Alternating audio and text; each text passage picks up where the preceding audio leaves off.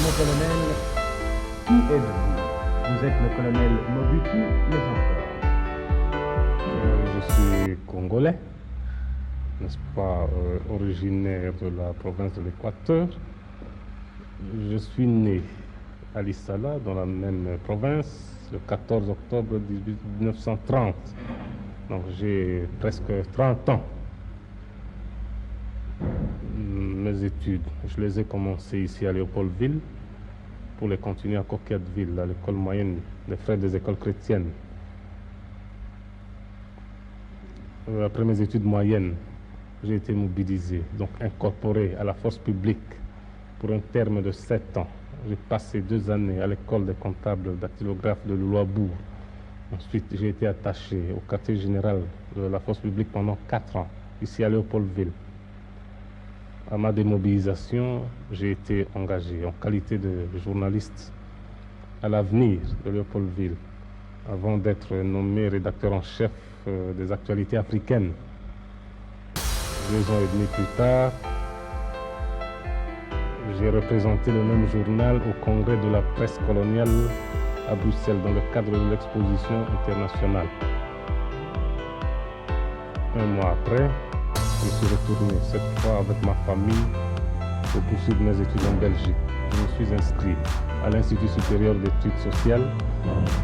J'ai représenté en même temps le parti de M. Lumumba à la table ronde économique et sociale de Bruxelles. C'est à l'issue de cette conférence, n'est-ce pas, que j'ai été appelé au Congo pour préparer les dossiers économiques et financiers à l'intention du gouvernement congolais. 2 jours avant mon retour, n'est-ce pas, en Belgique, M. Lumumba m'a demandé de faire partie de son gouvernement. J'ai accepté parce que l'heure était décisive pour le pays. Pendant les mutineries de la force publique, on m'a demandé, en ma qualité d'ancien militaire, de passer à l'armée. J'ai accepté et j'y suis encore. Maintenant, mon colonel, comment voyez-vous l'avenir du Congo? Je suis optimiste. Après, n'est-ce pas, ma révolution pacifique, qui est celle d'ailleurs de l'armée. Et puis, comme vous le savez, j'ai été contacté, M. Kasavubu et Lumumba, pour voir, n'est-ce pas, quelle était la position de chacun. Maintenant, il y a une délégation de militaires, n'est-ce pas, qui est partie pour les 6 provinces, après avoir pris contact avec les 2 hommes d'État. Il est maintenant question, n'est-ce pas, d'organiser une grande table ronde politique qui réunira, n'est-ce pas, tous les grands leaders nationaux, puisque le problème qui se pose actuellement au pays n'est plus un problème qui concerne 2 hommes, mais plutôt un problème national. Croyez-vous à une réconciliation prochaine? Moi, je suis franchement pour la réconciliation. Au besoin, l'armée l'imposera.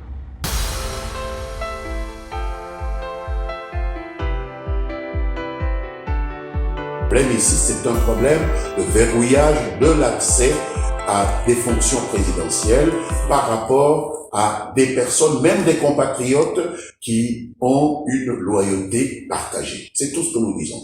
Il faut que ce soit impersonnel. Ça n'a rien à voir avec M. Katumbi, de mon point de vue. Rien à voir avec, mais quand le président de l'Assemblée nationale parle quand même des personnes à qui on a donné la nationalité ou qui ont acquis la nationalité, je me rappelle de ce discours-là qui avait été tenu récemment, c'est une façon d'exclure et de dire qu'il y a des Congolais purs de souche et des Congolais qui ne peuvent pas bénéficier d'un certain droit. C'est un peu discriminatoire aussi. Et vous ne pensez pas qu'on peut demander à des Congolais naturalisés de faire preuve quand même de loyauté envers leur pays d'accueil et de respect? Est-ce que le président Mbosso s'est écarté d'une logique tout à fait normale, d'une attente tout à fait légitime de la part des Congolais, de demander aux Congolais, qu'ils soient d'origine ou de naturalisation, de faire preuve d'un certain respect vis-à-vis de la nation, de laisser leurs compatriotes discuter des problèmes et de chercher, plutôt que de chercher à empêcher les Congolais de réfléchir à leur devenir?